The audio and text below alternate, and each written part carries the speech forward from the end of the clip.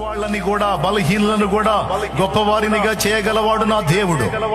మూడు బారిన జీవితాలను చిగురింపజేసే దేవుడు నా దేవుడు. మారా చేదైన అనుభవాలని మధురమైన అనుభవాలుగా మార్చగలవాడు నా దేవుడు. అలాంటి దేవుని భక్తురాలైన నేను నా బిడ్డని వాళ్ళన్నట్టు పిచ్చోడు, వెర్రోడు, సోదోడు, బలహీనుడు, పాపిష్టోడు అట్టంటాడు నేనెందుకంటానో.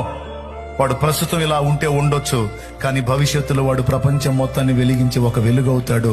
నా దేవుడు వాడిని అలా చేస్తాడో, నా కూతురుని అలా చేస్తాడు, నా కొడుకుని అలా చేస్తాడు. నా పిల్లల్ని ప్రయోజకులుగా నేను చేయలేకపోవచ్చు, నా దేవుని చేతికి వాళ్ళని అప్పచెప్పాను. వాళ్ళని నా దేవుడు అలా తీర్చిదిద్దుతాడో. అందుకు ఆయన బలవంతుడు, జ్ఞానవంతుడు, శక్తివంతుడు. ఆయన కృప చూపుటకు ఐశ్వర్యవంతుడు చేస్తాడు.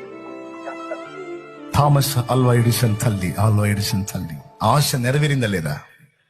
ఈ రోజు మనం ఇంటికి పోయి బల్బు వేసుకొని లైట్ వేసుకొని కూర్చుంటున్నాం అంటే అది ఎవరు కనిపెట్టారో తెలుసా? ఆ బల్బు ఆమె కొడుకే కనిపెట్టాడు.